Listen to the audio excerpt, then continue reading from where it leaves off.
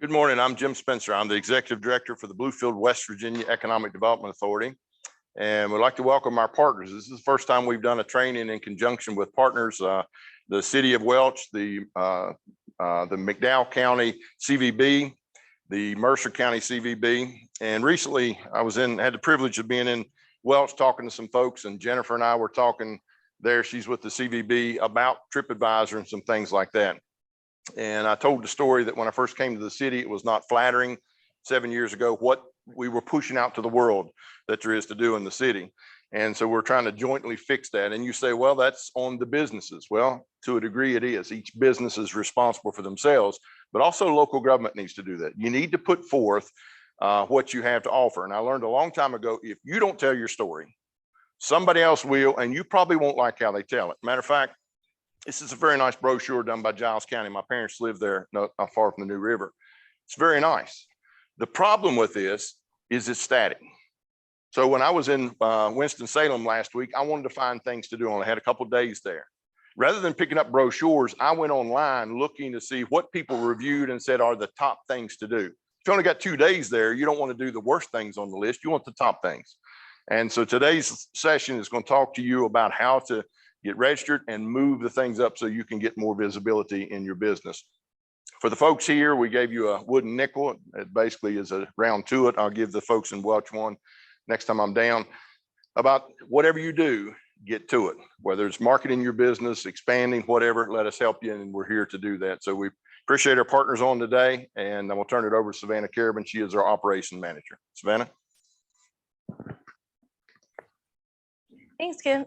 Good morning, everybody. I'm Savannah. I'm our operations manager. Faith and I do a lot of the marketing for our organization, and we also provide marketing consultations to folks in the city and the region. So if you're in need of a marketing consultation, let us know. But today we're going to dive in on how to get found on the internet. And first things first, there's a couple websites that you're going to want to take a look at being on. Today we're going to cover Google, we're going to cover Apple Maps or Siri, TripAdvisor, Yelp, Bing, the Better Business Bureau, Angie, which is formerly Angie's List, being on social media such as Facebook, Instagram, LinkedIn, and many more. And I'm going to say this for our folks joining us virtually or our folks joining us in the Jack Caffrey Center. If you guys would, if you have any questions at all, just drop them in the chat box and Faith will read them out loud for me and I will answer live. So let's take a look. I wanted to note that TripAdvisor and Angie are industry specific. So this is perfect if you have a business that's service-based, perhaps you're a roofer or a plumber or something like that. So where does your business stand? What I want everyone to do is grab your phones. You have your phone with you. That's everybody, whether you're joining us virtually and even if you're watching us later on demand, grab your phone. Now think about the type of business that you have. If you sell flowers, if you provide ATV lodging, what I want you to do is Google ATV lodging near me, or if you're joining us from a distance, like out in Welch, I want you to look up ATV lodging in Welch or your business in Welch. Don't type just your business, but what your business provides wherever you are. And I want you to see where your listing stands.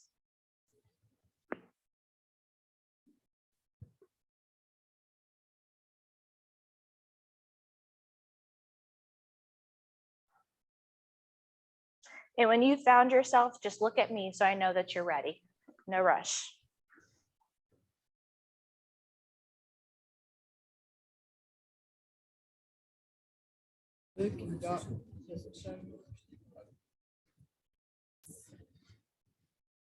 It's all of it's pretty much booking.com.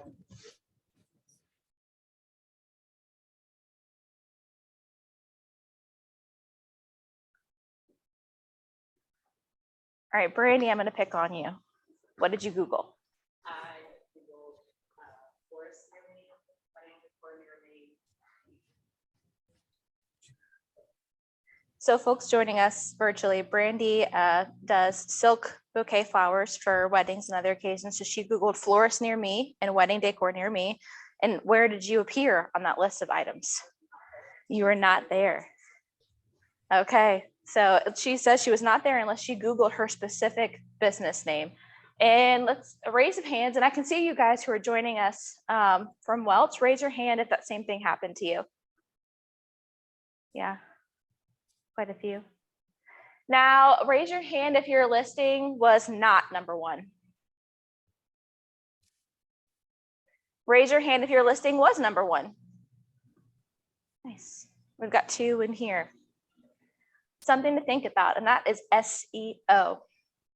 So what is SEO? That's search engine optimization. Now, of course, the easiest thing to do to get a higher SEO is to have a website. Search engines are Google, Bing, and other, they have a billion of them now. It's what you're putting online to make these search engines index you so you appear number one when people are looking for you. So important things to keep in mind for SEO is you want to have accurate information about your business, and you want to talk about your product or service everywhere that you can. You want to make your call to action crystal clear, and you want to eliminate your own bias when sharing information about your business online. Now, I mentioned having a website. If you don't have a website, that's okay. There's still a lot of things that you can be doing that will push your rankings higher, and that's what we're going to cover today. So SEO kind of looks like this little graphic I have of the phone over here. I know prom season was a couple months ago, and if I wanted to look up where was the best place to buy a prom dress, if I just start searching prom dresses near me, look at all the bold text that Google predicts for me, because this is other search inquiries people are having about prom dresses near me. We've got Princeton, we've got Beckley, stores, plus size, cheap, shops, now. So it's important to think, what other keywords can I use to describe my business, my products, my service? You also want to use variations of the keyword related to your business within the content of your pages, and avoid duplicating any content from any other businesses. Because if Brandy is competing against another florist, if Brandy's saying the same exact thing that other florists are saying, the rankings are going to say the same. There's no differentiation. Here's another example. I went specifically to the Hatfield-McCoy trails. When folks are Googling the Hatfield-McCoy trails, they're Googling maps, rules, cabins, near me, Mercer County, West Virginia, Pocahontas, and lodging. So we're going to do a quick exercise to figure out what is it people are Googling pertaining to my business. There's a website I like to use. It's called Answer the Public. And this is it right here. For free, you can do 2 search inquiries on Answer the Public. So you can do 2 search inquiries every day. Figure out what are people Googling pertaining to your business. So I'm going to go ahead and I'm going to type in Hatfield-McCoy trails. Hit search. It'll take a second because it's indexing pretty much what everyone's searching on Google. All right, so it brings up this big kind of spoken wheel thing. All right, so we've got how, are, can, why, who, will. So we've got what? Which Hatfield-McCoy trails connect? Which Hatfield-McCoy trail is best? We have where are the Hatfield-McCoy trails located? Let's see, who owns the Hatfield-McCoy trails? How many Hatfield-McCoy trails are there? So these are real things real folks are Googling, trying to figure out. And this is an ample opportunity for your business to answer this specific search query when searching. Now, this doesn't only have to do with the Hatfield-McCoy trails. Let's see. Let me do another search query here. Let's see. Someone registered who was an antique auto mechanic. Let's go ahead and search antique auto mechanic.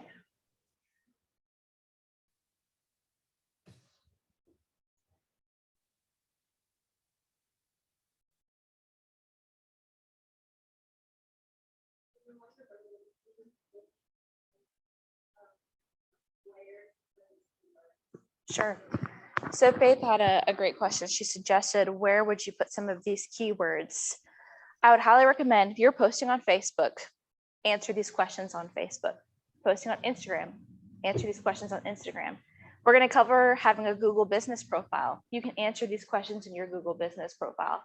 If you have a website, you absolutely should be looking at what are people Googling and answer those questions on your website. So right now we've got antique auto mechanic. How do antique dealers make money? Do antique shops make money? Well, antiques road trip. Let's see, how do antique dealers make money? Obviously, people really want to know how antique dealers make money. Mechanical antiques. Well, Antiques Roadshow. So this is some important content, and you can search anything pertaining to your business and pick on Brandy again. Brandy's looking at silk flowers. Are folks want to know if there's a specific brand that works? This website will tell you those questions that people may not feel comfortable asking you directly, but they do want to know the answer to. Right.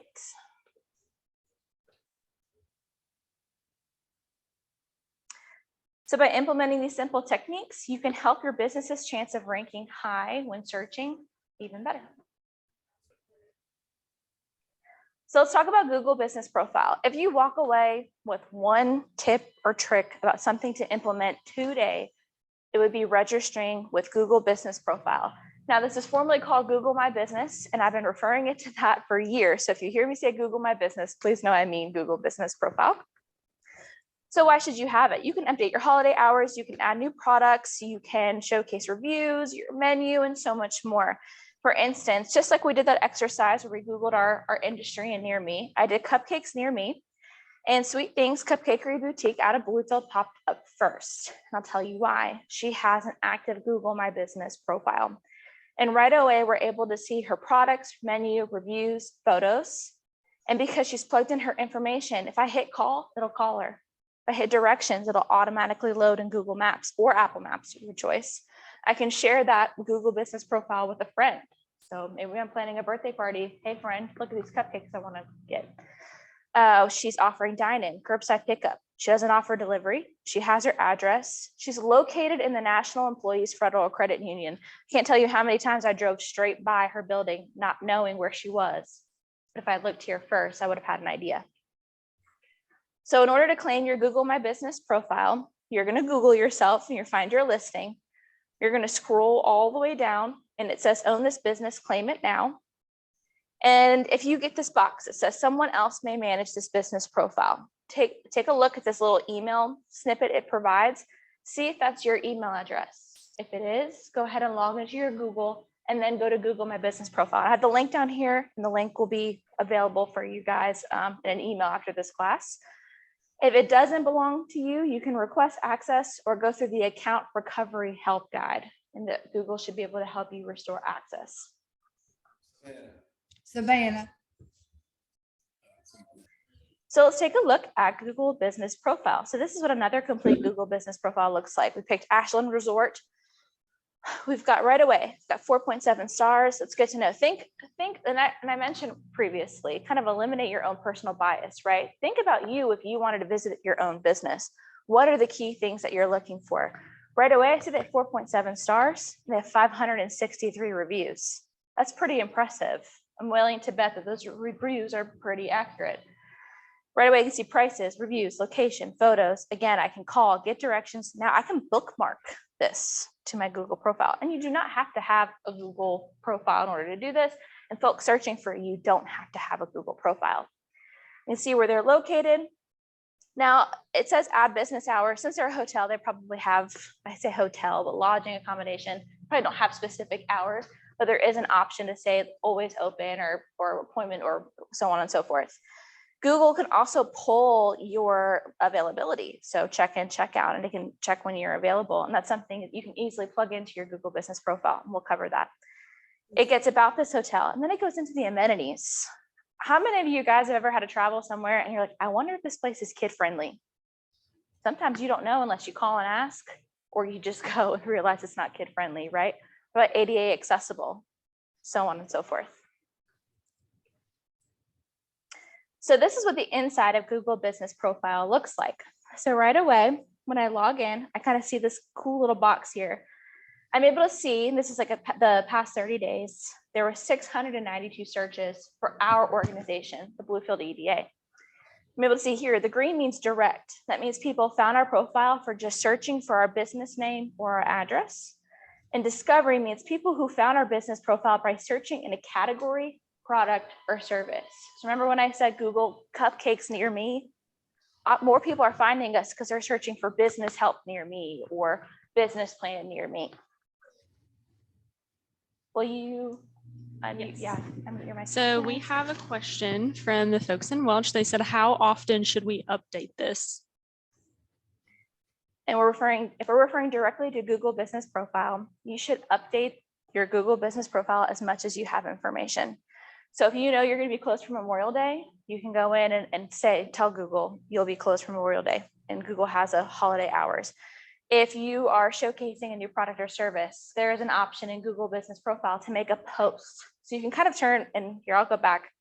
We see our listing here on the side.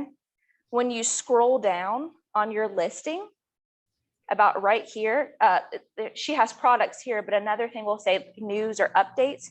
You're able to add updates to that page. So if you have anything going on whatsoever, I highly recommend adding it to Google, because it also, again, indexes those and puts your search inquiry higher. So for instance, 4th of July Jamboree in the city of Welch, right? The city of Welch can have a Google Business Profile, and they can post an update that they're having a 4th of July Jamboree and post all of those details in that Google update. Google's going to index that. So if someone searches things to do for 4th of July in Welch, that news information is going to pop up.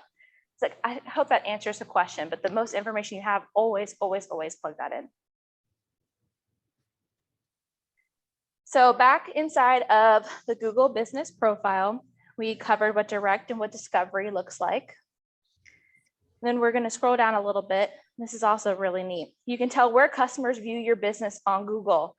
This is a listing on search versus finding your listing on maps. So there are times where someone can, if you use Apple Maps or Google Maps most of the time, because Android powers Samsung and other phones like that. So if someone's looking for something else, your business can still appear as things you may know are suggested for you underneath other things that people are searching. So you're able to see 338 people actually found us from looking for another place. And then what's really neat is we scroll down a little bit more and we're able to see customer actions.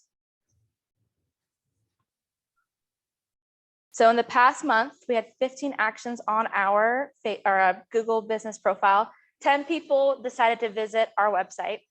4 of them requested directions, and 1 person called us. And you may think, why would I want to know this kind of stuff? It's helpful to know where your traffic's coming from, so you can better plug in more information to that traffic source. And then I'm able to see directions requests. Everyone who got a directions request was in the 24701 zip code. Now, if I own an ATV lodging business and I see directions requests, it'll show you, oh, these people are coming from, 50 people came from Charlotte, North Carolina. We got 200 people coming from Loudoun County, Virginia.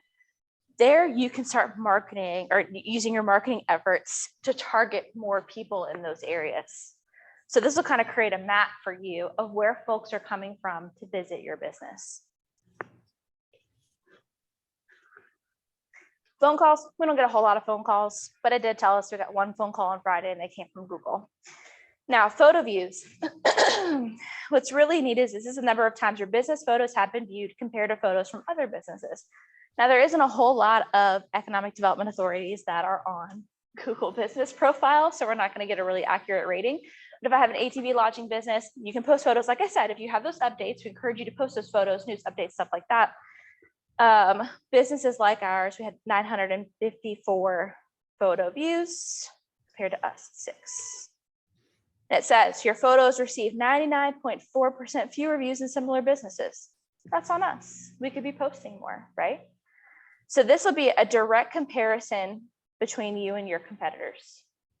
So if you're an ATV lodging business, I know I keep going back to ATV lodging business.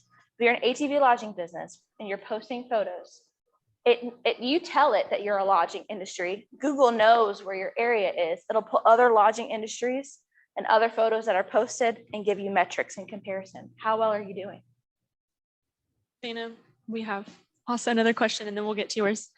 The folks from Welch asked again, who would have access to make changes? So maybe just recap how to gain access if you don't currently, or regaining access if someone already does. So I'm going to go back real quick. So again, you can claim access by finding your listing here, and I'll cover if you don't find your listing. You have this own this business, claim it now. And you'll want to select that. And right away, you're able to see, it says Sweet Things Cupcakery Boutique is currently managed by, and it starts giving an address, like a little, enough of a hint for you to, if it's your email, you'll know it's your email address.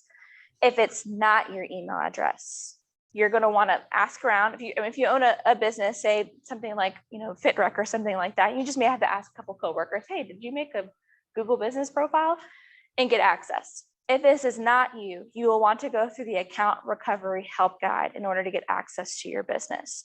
There are cases where, folks out of India or wherever will try to claim businesses, and Google can handle that. Now, if your listing does not appear, you're going to go directly to the Google business profile link. And again, all of this stuff is linked for you guys and will be available in your email. And you're going to create a listing from scratch straight from the website. And then in order to get verified on Google, you sign up, you put in your address, email, whatever. You tell Google what you want to appear on your profile, but Google will mail you a pamphlet with a code on it. And then you'll go in and verify that you received the mail, and you'll have access to a Google business profile. Do you have a question? Okay.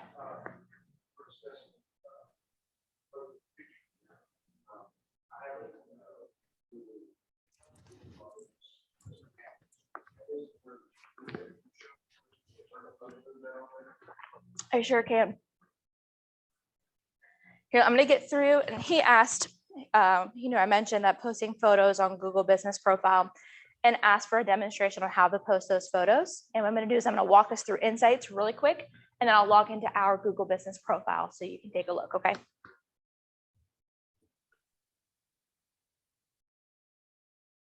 I think we covered a lot with insights. Yes. Question from the folks in Welch on this.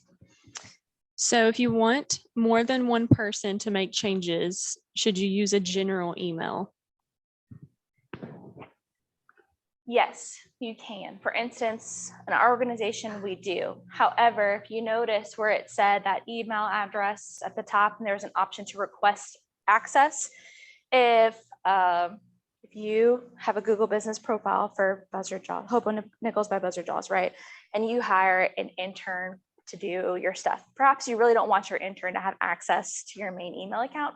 They can go in and request access, and you can approve. That way, when they're done working for you, you can remove them from the account, and they won't have access to your information anymore.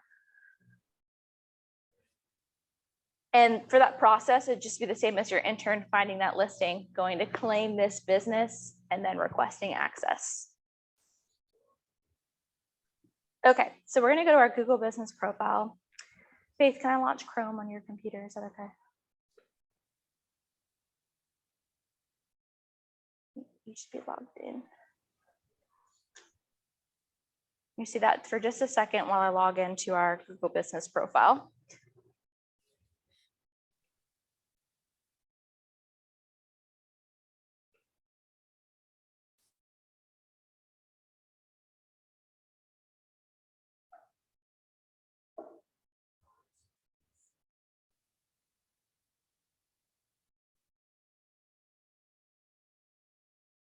Okay. Remember who Brad always like to be watching me. What's that supposed to be? I don't know. All right, everyone should see our business profile manager. So right away, I'm going to click on Bluefield, West Virginia Economic Development Authority.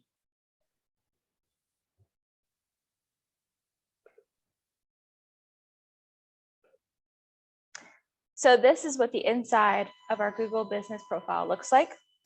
You're able to post posts, is what they're calling it. And right away it pops up, create an offer post. And it gives you an example on how to list a coupon. So folks that find you on Google can use the specific coupon so you know that they came from Google.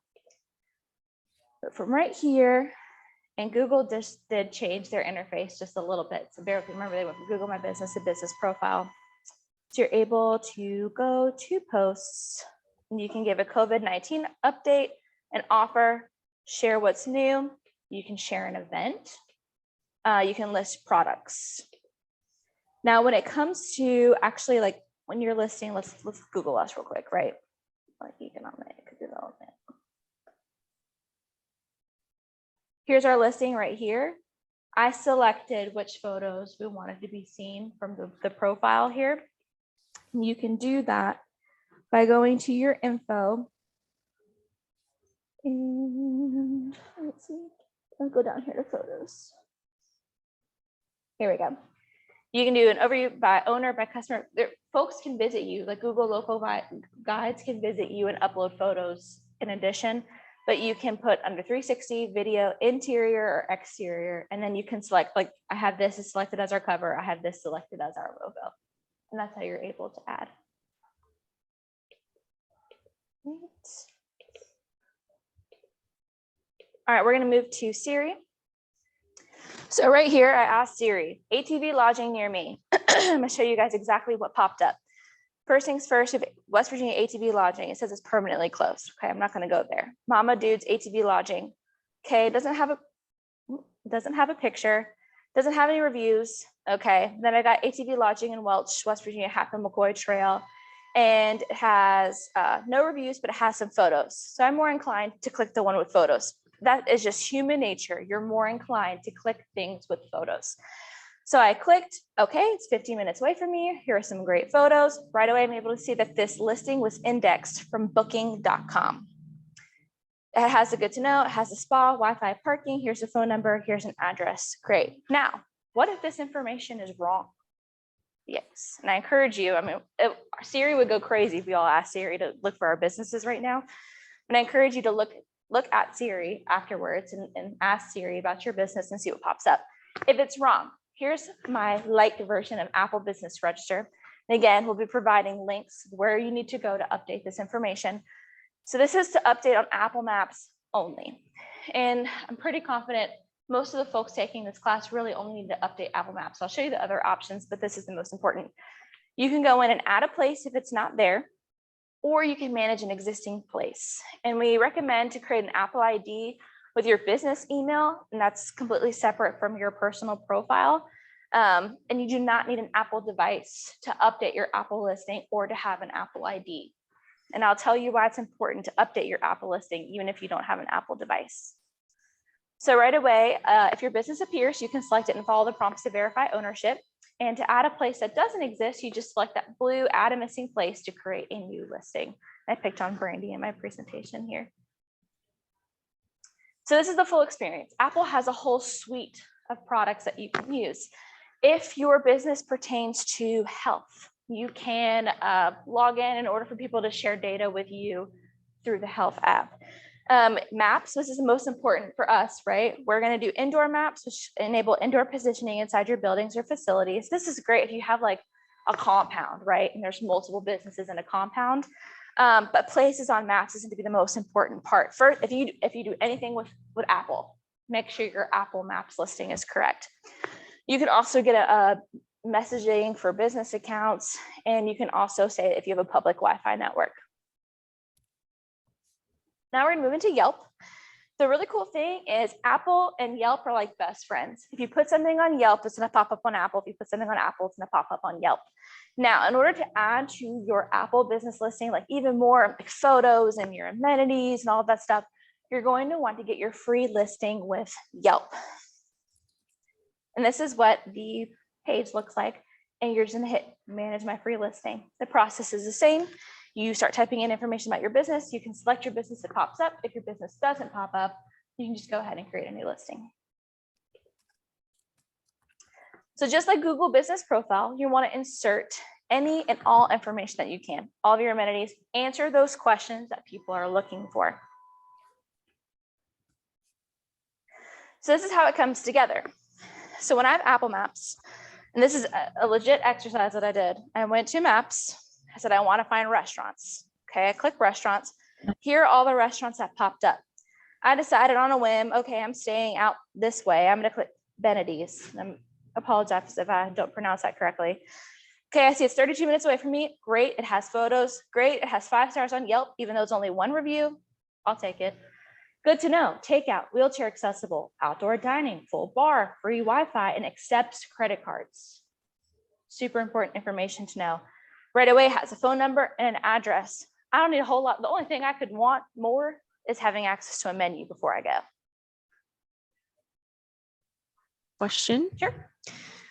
They asked, can we add multiple lodging places to maps, such as all of the CVB's lodging?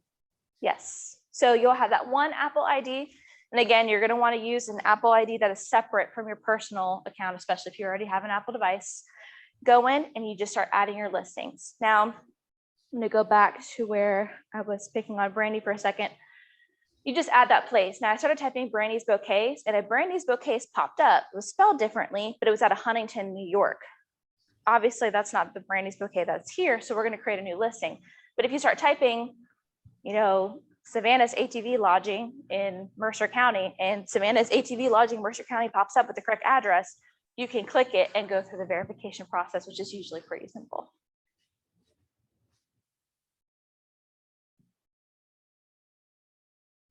So this is why it's important to be registered on both Apple and Android devices. If I look at the map here, notice how the offerings are different than this Google map.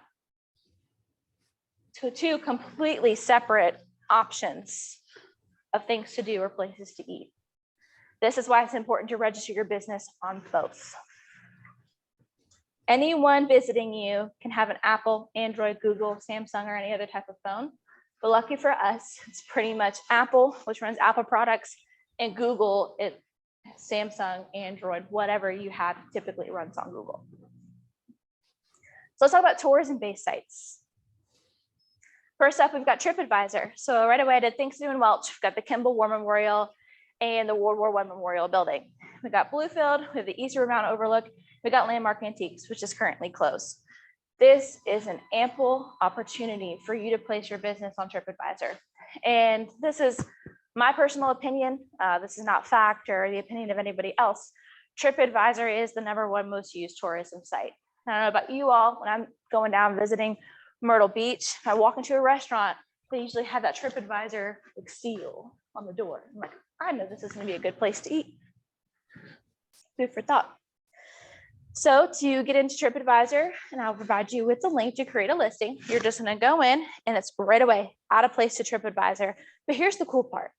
You can list an accommodation, you can list a thing to do, you can list a restaurant, or you can list a vacation rental. So this isn't limited to just having a place, you know, to sleep or a place to go. If you find yourself having customers and you're like, man, where are you from? And they're like, oh, I'm from DC or whatever. And you're like, what made you pick my business? You're more than likely can be borderline tourism related if you're not tourism related. And you should be on these tourism sites, even if you're just a mom and pop restaurant, right? So next we have the Expedia Group. And right away, I looked on Expedia for lodging in Welch from July 14th to July 17th for 2 travelers. And right away, I was able to see quite a few options. And I was able to see how much my trip was going to cost, how many people it sleeps, how many bedrooms, bathrooms, its entire home, its kitchen, wash and dryer. They have 3 reviews, but they have 4 out of 5 stars, which is great. And they have a fully refundable policy. And I was able to look all that right away without having to call anybody, without having to email anybody. And especially, I don't know about you guys, but having that flexible, refundable schedule at instant book, for me at least, that's great. These are other things to consider. List those popular amenities, where they're located, and other things in the area that you can explore. So getting listed on the Expedia Group, the cool thing for us is Expedia, Hotels.com, Travelocity, Orbitz, Hotwire, and VRBO all use the Expedia Group. So if you post on one, you will appear on all of them.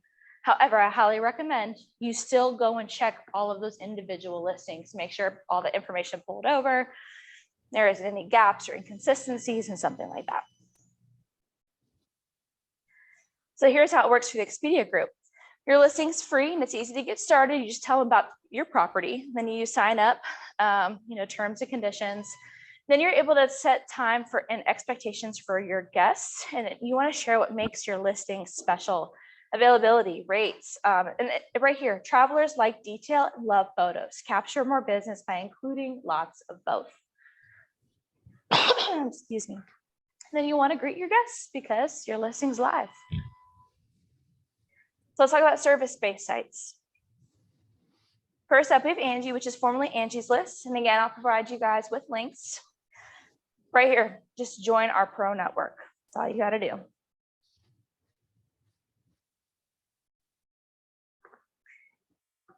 So you're able to manage your business like a pro. Again, it's a free listing, but you're also able to upgrade your listing, and Angie's List can connect with QuickBooks, and you can take payments, make reservations, or if I'm a plumber, I can say, hey, here's my availability. You just select a date. Okay, you picked a date. Okay, here's a preliminary quote or estimates, and all right through the app or website. And then you're able to select or take payment on your phone afterwards, which is really neat. Also able to manage leads and tell Angie all the types of excuse me, services that you can provide. Next, we have Home Advisor. What's really neat is all these apps like to talk to each other, right? Home Advisor is actually powered by Angie. They did not specify if you have a listing on Angie if it will pull to Home Advisor. So I'd recommend, again, making sure your listing is available on both. And the process is just the same. So let's talk about how social media plays a role. Here's Facebook, and I highly recommend for anyone hosting events to use the events feature, and I'm gonna tell you why. I looked up things to do in West Virginia on Facebook, and if you didn't know you can do that, yeah, you can do that, and it's a pretty powerful tool. So I came up here to this little gear icon, and what I decided to do was change the dates to when I'm going to be in whichever area that I'm searching. And I decided that I wanted it to be something that's family friendly. And once I hit show result, the first thing that popped up was the year 7 annual 4th of July bash by the Crumpler Mountain Resort. So I'm going to be in town, so I might as well go to this event, right? Another cool trick is using Eventbrite, and Eventbrite is free. And if you're hosting free events, Eventbrite is completely free. When you put an event listing on Eventbrite, you can right away have it integrate with Facebook, so you don't have to do Eventbrite and then do Facebook.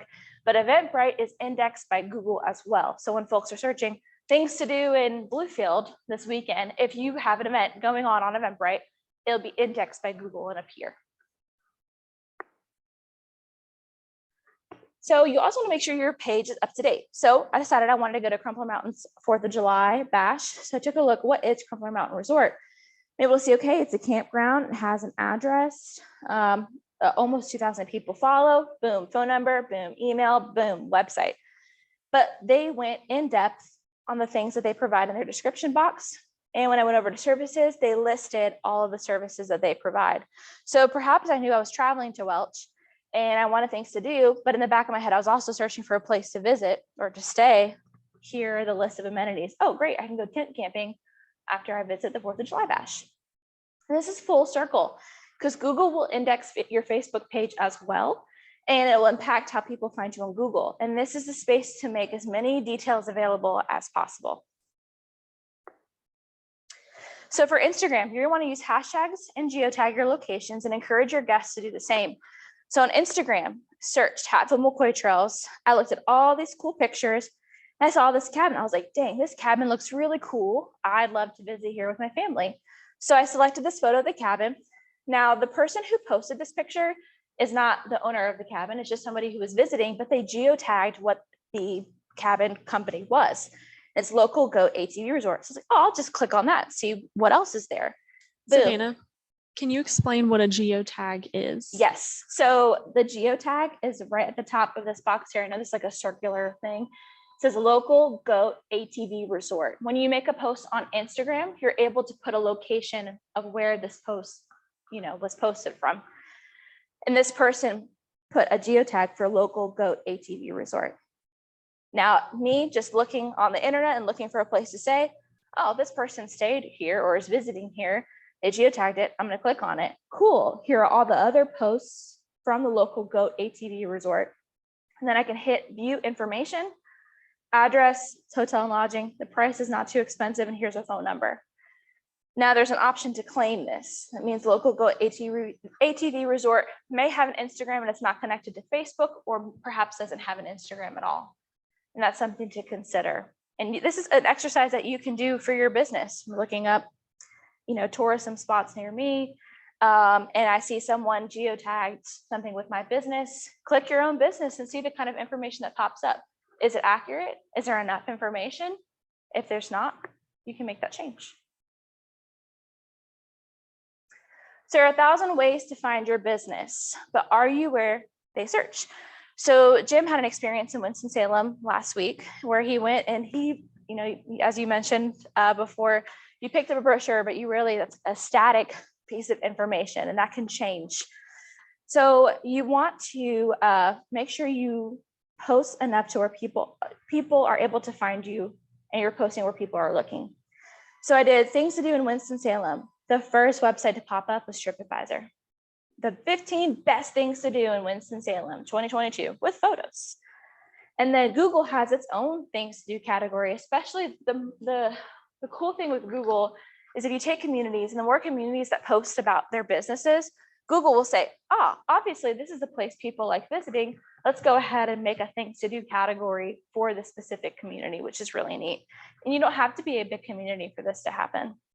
So when I look at Google's things to do, I'm able to see the top 10 sites from Winston-Salem.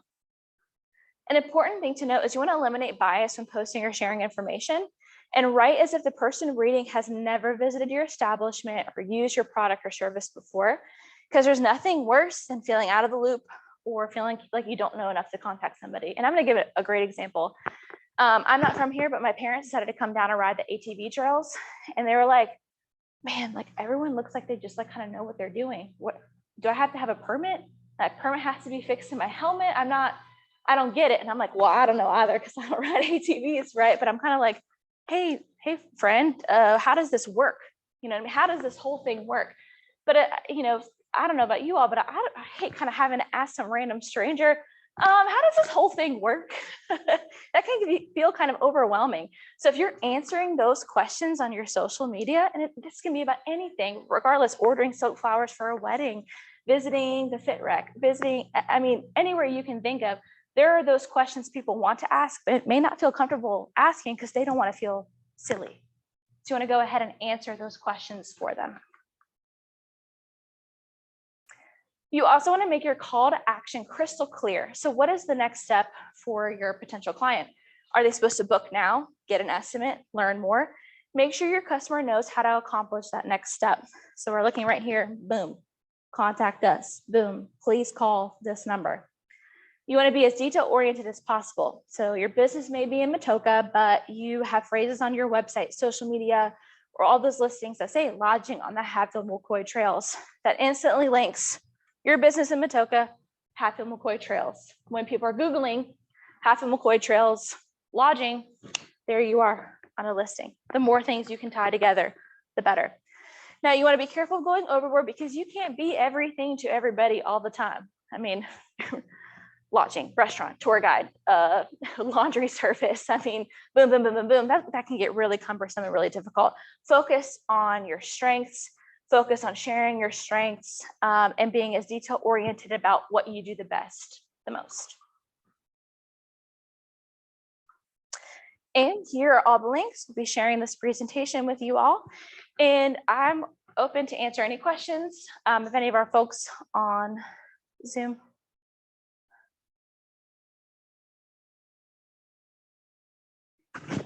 This is Jim, and Savannah's done, we're still gonna have questions, but Savannah's done a great job, but this was very fast paced. Remember, Bruce, when the day we would do class from 8 to 8:45 and you want to go to work, we still do that. So take a deep breath. We're going to have a 102 session to do a follow-up. So one of the things we would suggest is for you to go and try this, make a list of any questions you've got, email us those questions, and we're going to have a follow-up session possibly in 2 weeks that will do this in a 102 session. So don't worry, you'll have the video that Savannah and them will send out, and you'll have all the links, the presentation, everything, but practice it and then plan in 2 weeks to come back. So don't get overwhelmed if you're sitting there just don't know where to start. We're going to help you. So there will be a 102 session. So if there's other questions, please let us know.